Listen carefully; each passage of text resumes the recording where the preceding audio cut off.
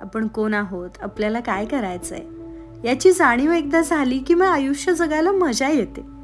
मी कोण आहे याची जाणीव मला लिखाणाने करून दिली. मनात खूप गोष्टी होत्या, गच्च भरलं होतं सगळं, अगदी लहानपणापासूनच सगळं. असंही काही होतं ज्याने घुसमट व्हायची. काही गोष्टी न आवडणाऱ्या होत्या, काही स्पर्श असे जाणवले जे वाईट आहेत हे कळायला इयत्ता 5वी पासून ते 10वी पर्यंतचा प्रवास करावा लागला. बालपणातली सगळी गंमत 5वीतच हरवून गेली. काहीतरी घडलं, एकदा नाही 3दा, जे न आवडणारं होतं. इतकंच कळायचं, पण ते काय होतं, ते पालकांना कसं सांगायचं की नाही या विचारामध्येच माझं बालपण हरवलं. वडील नेहमी बंदोबस्तावर असल्यामुळे मैत्रिणींचा हेवा वाटायचा. त्यांना त्यांच्या वडिलांसोबत खूप वेळ मिळायचा. मोठ्या भावंडांवर नेहमीच लहानांना सांभाळायची गोड जबाबदारी नकळतपणे पडतेच की. आपण कसे वागू तसंच भावंड करणार हे दडपण वेगळंच. अर्थात त्यात वेगळी मजा असते, पण कधी कधी तेही नकोच वाटायचं. आत्ता लहान वाटणाऱ्या ह्या सगळ्या गोष्टी तेव्हा खूप मोठ्या वाटायच्या. कोणाशी कसं आणि काय बोलायचं हे कळण्यासारखं ते वयच नव्हतं. 1ली ते 10वी साधारण 7 वेळा शाळा बदलली. एका ठिकाणी रुळतो न रुळतो तोवर दुसरं ठिकाण.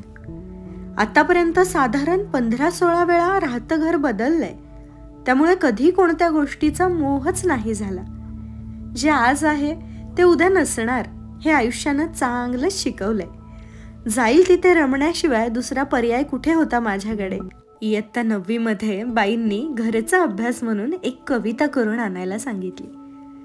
तेव्हाच काय ती माझी आणि लिखाणाची गट्टी जमायला सुरुवात झाली. खूप लिहू लागले. कविता, लेख, जे जसं आठवेल तसं येईल तसं. मी जे जगत होते त्याला डिप्रेशन म्हणतात हे आज कळतंय. भावना लिहून काढल्या की मन किती हलकं होतं, जगण्यात किती मजा येते हे तेव्हा जाणवलं. जणू नादच लागला लिखाणाचा. कधी मनातलं लिहायचं तर कधी इकडचं तिकडचं पाहून काहीतरी वहीत उतरवायचं. 10वीची परीक्षा जवळ येईल तसं पुन्हा लिखाण बंद झालं. मग डिप्लोमा करताना विसरच पडला. आपल्यासोबत लहानपणी काय झालं होतं हे तेव्हा कळालं. आणि मग मी का नाही स्वतःसाठी स्टँड घेतला याचा इतका पश्चाताप झाला की त्याचं रूपांतर मानसिक त्रासांमध्ये झालं. अचानक उजवी बाजू जड झाली, नैराश्य वाढलं, एक वेगळीच आणि भीतीदायक शांतता भासू लागली. देवाच्या कृपेने, कुटुंबाच्या साथीने शरीर पूर्ववत झालं, पण सतत बदलणारे मनोविकार तज्ज्ञांचे जे उपचार होते त्याचाही खूप त्रास झाला. 2-3 वर्ष हा खेळ चालला. उपचारादरम्यान एका डॉक्टरांनी मला पुन्हा लिहितं केलं. रोज डायरी लिहायला सुरू कर म्हणून सांगितलं. वेगवेगळे विषय दिले. वडिलांना पत्र लिहायला सांगितलं. स्वतःला पत्र लिहायला सांगितलं. पुन्हा जगणं सोपं वाटू लागलं, हलकं वाटू लागलं. वही पेनाचा आधार खूप मोठा होता. जे कोणीच नाही करू शकलं, जे कोणासमोर नाही बोलू शकले ते माझ्या डायरीने तिच्यात सामावून घेतलं होतं. मला मोकळं केलं होतं. मग ठरवलं, आता इथून पुढे हवं तेच करायचं. जिथे कला असेल तिथेच जायचं. जिथे व्यक्त होणं असेल तेच क्षेत्र निवडायचं. मग काय, इंजिनिअरिंग सोडलं आणि BSc BEd केलं. इंजिनिअरिंग सोडताना HOD म्हणाले होते की तुला पश्चाताप होईल. 4 हसू केलं. तू मागे चालली आहेस. डिप्लोमा करून 3 वर्ष वाया घालवलीस. कविता करून काय होणार? कॉम्पिटिशन किती आहे? बाप रे, किती ते टोमणे आणि किती ती भयानक चर्चा.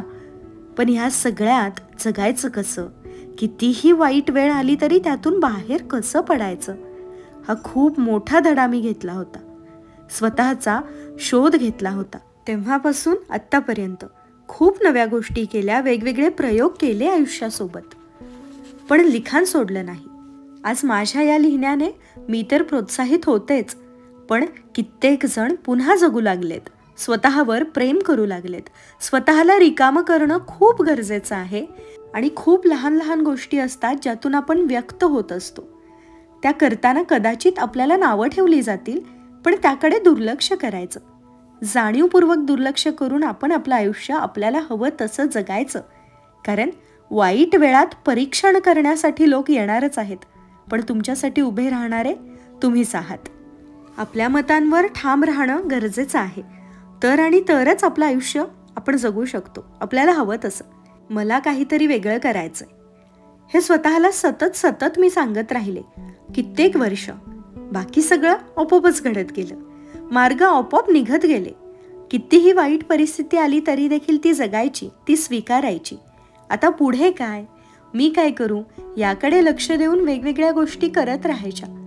प्रत्येक जण प्रत्येक वेळी भेटल्यावर म्हणायला हवा की तू बदलली आहेस किंवा तू बदलला आहेस. रोज स्वतःला घडवायचं. नवे छान विचार मनात येण्यासाठी मन मोकळं ठेवणं खूप गरजेचं आहे. आपण मन मोकळं ठेवायला शिकलो, कोणत्या ना कोणत्या माध्यमातून व्यक्त व्हायला शिकलो, रिकामे होऊ लागलो, तर आणि तरच आपण इतरांपेक्षा वेगळे दिसू, घडू आणि जगू. आपल्या जगण्यातून जेव्हा इतर लोक प्रोत्साहन घेतील ना, तेव्हा जगण्याचं सार्थक वाटू लागेल. आणि ते सार्थक वाटून घेणं हा प्रत्येकाचा अधिकार आहे. त्यासाठी आज व्यक्त होण्याची गरज आहे. व्यक्त होऊन स्वतःला मोकळं करण्याची गरज आहे. व्यक्त होण्यासाठी तुम्ही तुमचं माध्यम शोधा. व्यक्त व्हायला सुरुवात करा. आयुष्य जगायला नव्याने सुरुवात करा.